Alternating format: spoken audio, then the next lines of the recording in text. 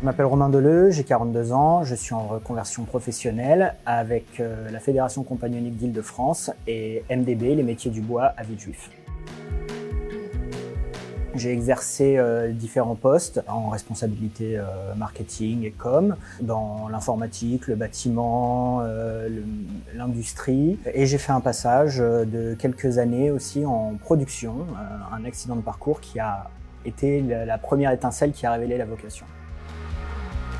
Xavier Veillon, donc j'ai 36 ans, je suis responsable travaux chez Métiers du Bois à Paris. J'ai recruté Romain qui souhaitait faire une reconversion.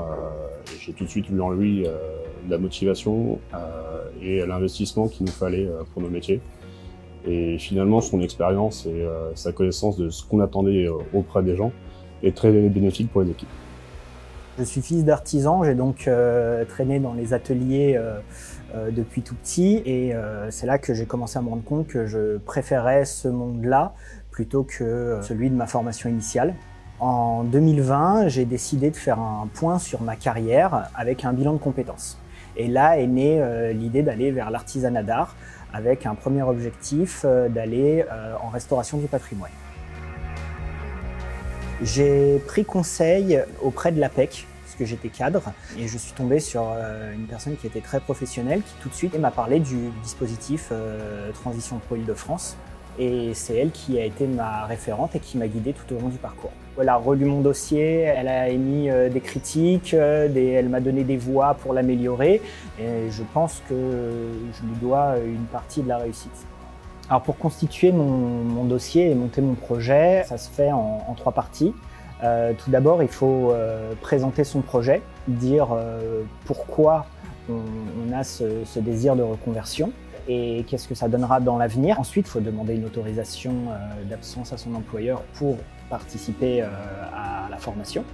Et ensuite, il faut choisir son organisme de formation. Et une fois que ces 3 parties sont constituées, on présente le dossier à Transition Pro Île-de-France qui statue au maximum 1 mois avant le début d'entrée en formation. Alors du doute, oui, il y en a tout au long du parcours.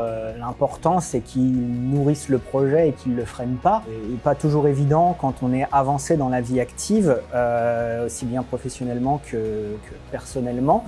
Quand on a une famille, des enfants, de se dire qu'on va complètement changer de métier et quelque part repartir à zéro dans une nouvelle branche. Pour ça, le dispositif de Transition Pro Île-de-France a été vraiment la marche qui m'a permis de franchir le pas, puisqu'ils permettent un accompagnement pendant l'année de formation et assurer les besoins financiers.